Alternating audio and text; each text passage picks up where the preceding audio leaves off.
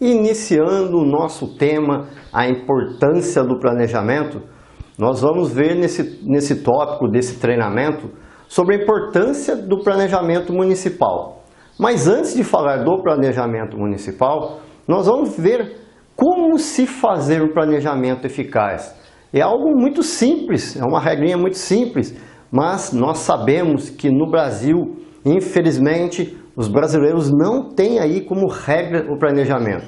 E se o brasileiro não tem como regra o planejamento, isso acaba se refletindo, lógico, nas câmaras municipais, nas prefeituras, nos estados e também no governo federal. Mas vamos ver como que nós podemos fazer um planejamento eficaz. Nós vamos ver que é algo muito simples você pensar em planejamento. De forma bem resumida, nós podemos pensar no planejamento da seguinte forma. Vamos ter que ter uma fotografia. Nós temos que fazer um levantamento da situação atual, que nós chamamos de ponto A. Onde eu estou? Como que está a minha questão agora? Quais são os problemas que eu tenho agora? Qual a situação daquela situação que eu quero alterar, que eu quero chegar e modificar ou melhorar? Então eu tenho que ter uma fotografia da situação atual, do ponto A. Depois que eu fizer isso, depois que eu tiver ciência da situação hoje, o que eu vou fazer? Eu vou colocar o ponto B, onde eu quero chegar. Qual é o meu objetivo? O que eu preciso fazer para melhorar determinado aspecto da Câmara Municipal, do município, para que eu possa atingir o meu objetivo? Então, eu tenho a situação A, como eu estou hoje, e a situação B, onde eu quero chegar, qual é o meu objetivo. A hora que eu tiver isso em mente, a hora que eu tiver isso de forma escrita, de forma pensada, aí eu vou fazer o quê? O planejamento. Então, de forma bem sucinta, essa é uma maneira de fazer um planejamento eficaz. Eu tenho que levantar a situação atual, eu tenho que saber o meu objetivo, onde eu quero chegar, para então fazer o planejamento. Ponto A, ponto B, e aquela seta que vai riscar um ao outro é o planejamento. Então, essa é uma forma simplificada de nós falarmos de como se fazer um planejamento. Agora, o que acontece se você não fizer um planejamento eficaz? Se nós já temos dificuldade para fazer um planejamento eficaz, na verdade nós temos dificuldade de fazer um planejamento para o nosso crescimento pessoal, para o nosso desenvolvimento pessoal, para que nós alcancemos nossos objetivos, para que nós realizemos nossos sonhos. Imagina o que acontece no poder público, que é, vamos dizer, algo maior, algo grande. Municípios gigantes como São Paulo, a capital do estado de São Paulo, como Rio de Janeiro, cidades como Brasília, São José dos Campos, são cidades grandes. Mas temos as cidades menores, como, por exemplo, Paraty, Ribeirão Pires, Biritiba Mirim, mesmo Guaratinguetá, minha cidade natal. Então, nós temos que pensar no planejamento. E o que acontece quando nós não fazemos planejamento? Quando eu falo nós, eu estou falando, lógico, agora, do poder público. O que acontece quando o poder público não faz um planejamento? Aí eu vou mostrar aqui para vocês alguns exemplos de mau planejamento, de falta de planejamento e o que isso pode gerar. Vamos ver aqui, vou passar para o próximo slide. Esse slide aqui é do Centro de Belas Artes, fica em Campo Grande, Mato Grosso do Sul. O que acontece? Você está vendo que nós temos uma obra inacabada. A questão é que essa obra tem mais de 30 anos. É isso mesmo que você ouviu. Mais de 30 anos de obra para não acabar. Então isso aqui demonstra a total falta de planejamento. Quem iniciou esse processo lá atrás simplesmente não planejou como fazer, quanto vai custar. Isso vem se arrastando há mais de 30 anos. Imagina o custo disso para a Prefeitura de Campo Grande, Mato Grosso do Sul, para o Estado, que talvez tenha que fazer repasses. Imagina o custo disso para a população do município. Vamos dizer, um absurdo, uma total falta de planejamento. Um outro exemplo que eu gosto de dar também são os estádios que foram construídos para a Copa do Mundo de 2014. Um desses exemplos é a Arena Pantanal, que fica em Cuiabá, em Mato Grosso. Esse estádio foi construído por 630 milhões de reais. Isso mesmo, gastou-se cerca de 630 milhões de reais há quase, vamos dizer, 10 anos atrás, porque ele foi entregue para servir como uma das sedes da Copa do Mundo de 2014. Daí você vai me perguntar, Marco, que time que joga no estádio, na Arena Pantanal? Que time grande que tem lá, que leva grande torcida, que pode lotar o estádio? Nenhum. Um time que utiliza o estádio hoje, né, nós estamos no ano de 2023, o Campeonato Brasileiro acabou de se encerrar, é o Cuiabá. O Cuiabá que subiu para a primeira divisão, se eu não me engano, eu acho que é o segundo ou o terceiro ano que ele está na primeira divisão do Campeonato Brasileiro, utiliza o estádio. Mas é muito pouco, é uma utilização muito pequena para um gasto de 630 milhões. Mas não é só isso, sempre tem algo mais que eu vou mostrar para vocês aqui no próximo slide. Vou ler essa notícia aqui. Após reforma, a Arena Pantanal reabre com metade da capacidade. Após a realização de obras emergenciais, a Arena Pantanal, em Cuiabá, foi liberada parcialmente pelo governo de Mato Grosso para a disputa do Campeonato Estadual de Futebol, que começa em 1º de fevereiro e termina em maio. Detalhe, essa notícia é do dia 29 de janeiro de 2015. O estádio foi construído com verbas aí com um valor de aproximadamente 630 milhões de reais. Isso em 2014. E em 2015, o estádio teve que passar por uma obra emergencial. Olha isso. Qual o problema?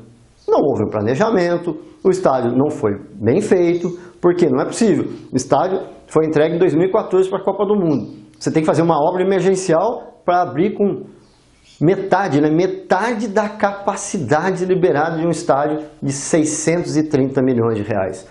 Isso demanda e demonstra a falta de planejamento e o que pode acontecer. Eu construir um estádio de 630 milhões de reais e não pensar na utilização após a Copa do Mundo. Então, olha só que interessante a gente já começar a pensar sobre isso, refletir sobre isso. Não adianta só eu fazer uma obra, eu tenho que pensar naquela obra daqui a 5, 10 anos, o que vai demandar, qual o custo, qual a necessidade e qual a utilização. Mas aí você vai falar para mim, Marco, mas você está dando um exemplo aí longe de Mato Grosso do Sul, isso aqui no estado de São Paulo ou no estado do Rio de Janeiro, Paraty, isso não acontece. Será que não acontece? Vou mostrar algo aqui para vocês. Essa aqui que vocês estão vendo, essa foto bonita, foto bem antiga, é da ponte metálica em Guaratinguetá. Guaratinguetá é a cidade que eu resido, minha cidade natal, fica a 95 quilômetros de Paraty, fica a 170, 180 quilômetros de São Paulo, a 2h30 de Ribeirão Pires, a mais ou menos umas 3 horas do Rio de Janeiro, ou seja, Guaratinguetá fica no Vale do Paraíba, é uma cidade bem localizada, dentro, vamos dizer, fica perto na beira da Dutra, que liga São Paulo ao Rio de Janeiro, então é uma cidade que está no centro, que é o estado de São Paulo. Essa ponte foi construída pelo escritor e engenheiro Dr. Euclides da Cunha, com material vindo da Europa em 1897. Patrimônio do município de Guaratinguetá, uma ponte construída, belíssima, em 1897 pelo famoso Euclides da Cunha, né, que foi escritor, tem obras famosas. Bom, o que aconteceu em 1987? Simplesmente a ponte metálica caiu. Isso mesmo. Eu me lembro bem, eu morava aqui em Guaratinguetá, 1987, até um fato curioso, eu até coloquei aqui que aconteceu a queda em 18 de outubro de 1987, um domingo. E o fato curioso é o seguinte, teve um show no Clube Literário, antigo Clube Literário aqui em Guaratinguetá, na véspera, no sábado. E eu fui nesse show. E depois acabou o show de madrugada, a gente voltando para minha casa, eu tinha que passar pela ponte, eu e os meus amigos. E tinha um amigo meu que era mais pesadão, assim, estava de coturno, e passou na ponte pulando, saltando de coturno e tal, e no outro dia a ponte caiu. Dá para imaginar o que aconteceu. Virou a chacota. Olha lá, o apelido era Xanduzão. Olha lá, o Xanduzão passou pulando na ponte e derrubou a ponte. Mas, tirando esse fato folclórico, é um absurdo, é uma total falta de planejamento. Planejamento não é só construção, é manutenção, é pensar o que eu vou fazer com aquela obra. Às vezes, fazer uma ampliação de uma obra, às vezes fazer uma readequação. E, dentro de tudo isso, a manutenção dos próprios públicos, de uma coisa importantíssima que era a ponte aqui metálica de Guaratinguetá. Essa foto que vocês estão vendo, esse pedaço aqui, ficou só esse pedaço. E isso é para lembrar o povo de Guaratinguetá e os prefeitos, os vereadores, para que isso não aconteça mais aqui em Guaratinguetá. Será que deu certo? Será que esse exemplo aí serviu como lição aqui para os prefeitos de Guaratinguetá, para os vereadores? Infelizmente, não. Olha só o que aconteceu aqui recentemente em Guaratinguetá. Isso que vocês estão vendo é a fachada da antiga sede da Prefeitura Municipal de Guaratinguetá. Esse prédio foi construído inicialmente para servir como um teatro municipal, depois, durante muitos anos, serviu como sede do município de Guaratinguetá. Isso até uns, deixa eu pensar aqui, 4, 8, uns 10 anos atrás, salvo engano, mais ou menos 10 ou 9 anos atrás, porque a Defesa Civil e os bombeiros condenaram o prédio. E o que a Prefeitura teve que fazer? A Prefeitura teve que sair às pressas do prédio, teve que alugar um outro espaço para levar toda a administração da Prefeitura Municipal de Guaratinguetá. Estou falando de 9, 10 anos atrás. Nesse período de 9, 10 anos, o que aconteceu? Bom, muito se discutiu o que ia se fazer com o prédio, e esse prédio é tombado, tá? Ele é tombado pelo Condefat, e esse prédio chegou-se à conclusão que deveria voltar a ser um teatro municipal. 9, 10 anos para fazer isso. E começou-se a fazer um projeto para uma reforma. E como o ano que vem, se você estiver assistindo agora ainda em 2023, ou se você já estiver assistindo em 2024, será um ano eleitoral, logicamente o projeto de reforma já pronto ficou para ser executado em 2024, porque é ano eleitoral e nós sabemos como funciona. O que aconteceu? Uma chuva muito forte aqui no mês de novembro, aquela chuva gigante que é muito típico dessa época do ano. Veio essa chuva e simplesmente a fachada do prédio tombado pelo Condefat ruiu, como vocês podem ver na foto. Então, a falta de planejamento para você cuidar dos bens dos próprios públicos leva a isso. Olha só como é importante esse tema de planejamento municipal. Planejamento, volto a afirmar, não é só construir obra, não é só fazer uma obra, não é só fazer planos também, vamos dizer, para você levar alunos para a escola, para você pensar na saúde, também é para você deixar que os próprios públicos, os prédios públicos, todo o maquinário do município, não aconteça isso. Vamos dizer, um prédio também belíssimo aqui em Guaratinguetá teve a fachada toda ruída por falta de planejamento.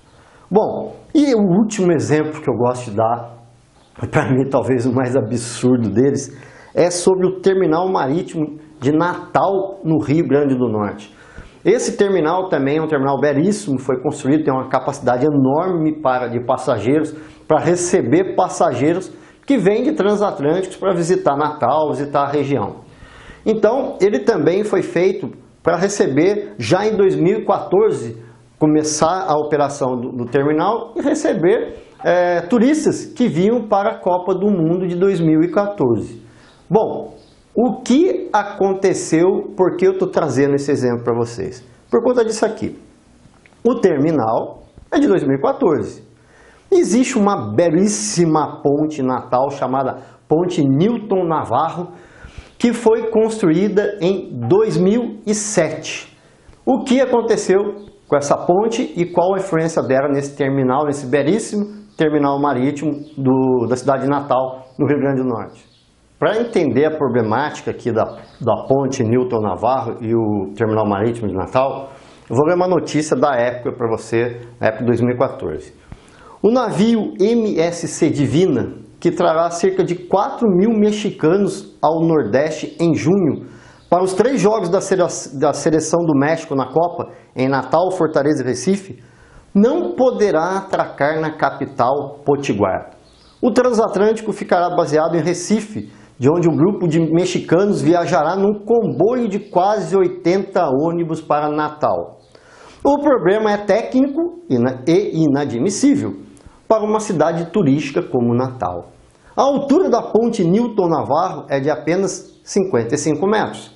Um navio como o MSC Divina mede 67 metros e não passa sobre a ponte, o que impede a captação de grandes cruzeiros para a capital do Rio Grande do Norte. Dá para imaginar isso? A ponte é de 2007, então todo mundo sabia que ela tinha uma altura de 55 metros. Quando se foi fazer o projeto, não se levou em consideração o tamanho dos transatlânticos da atualidade. Na atualidade, nós estamos falando de quase 10 anos atrás. E então se gastou uma fortuna no moderno terminal marítimo, que não pode receber transatlânticos por conta da belíssima ponte Newton Navarro, em Natal, no Rio Grande do Norte. Isso demonstra o problema da falta de planejamento, ou do planejamento mal feito. É um absurdo gastar-se milhões numa belíssima obra que não pode receber os modernos transatlânticos, como nós vimos isso lá em 2014. E quando eu estava me preparando para gravar essa aula para vocês, eu me deparei aqui, eu até fiz questão de trazer uma postagem da deputada federal Tabata Amaral, falando sobre a questão de planejamento. Como vocês podem ver aí no slide, ela está falando: prefeitura normal fazendo obra, tem ali uma foto de um gramado do estádio, perfeito. Prefeitura de São Paulo fazendo obra sem planejamento, uma questão aí de um labirinto. Então, eu acho que essa postagem, que por coincidência, a hora que eu fui, um pouquinho antes de gravar a aula, eu vi essa postagem e achei que ela representa tudo o que eu falei agora sobre a falta de planejamento. Quando se faz um planejamento bem feito, sai um gramado perfeito. Quando não se faz um planejamento, quando se começa a fazer obra de qualquer jeito, quando se começa a investir dinheiro de qualquer jeito, nós formamos um labirinto que vai trazer problemas, prejuízos, principalmente para quem? Para nós, que pagamos impostos, que moramos nos municípios, que dependemos do Estado e do governo federal. Então, olha a importância do planejamento para um município, seja o município de Guaratinguetá, Paraty, Ribeirão Pires, seja São José dos Campos, São Paulo. Imagina o planejamento que tem que ser feito em São Paulo. Não importa, a falta de planejamento causa problemas, prejuízos, e é isso que eu quero demonstrar para você, a importância do planejamento municipal, que é que nós vamos ver agora em diante nesse treinamento sobre a importância do planejamento.